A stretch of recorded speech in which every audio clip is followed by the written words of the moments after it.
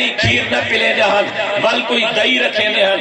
اللہ نے دہی بڑھاون واسطے کیری عورت دا انتخاب کیتے.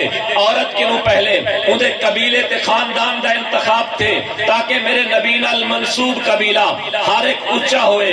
اون دہی دے بڑھاون واسطے اللہ نے وہ قبیلے کو چنے جننا بنو سعد. ہاں بنو سعد دا معنی ہے نیکی والا, خوش بختی والا, سعادت والا, کیونکہ میرا نبی بھی سعادت نہ مرکز بنتے اندہ پہ. ہاں بنو سعد بھیجے.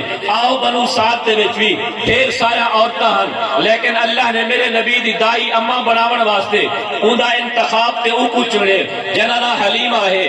حلیمہ دا معنی ہے حلم والی, حوصلے والی, کیونکہ میرا نبی بھی حوصلے دا پیغام گھنتے اندہ پہ. ہاں او مئی دے گھر پرورش تھئیے جننا حلیمہ ہے.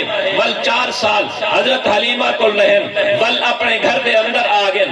میرے نبی دا لڑکپن گزرے, جوانی دا موقع ہے, جوانی دے اندر شادی دی ضرورت محسوس تھئیے.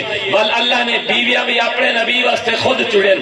پہلی بیوی دیتی ہے جننا خدیجہ ہے.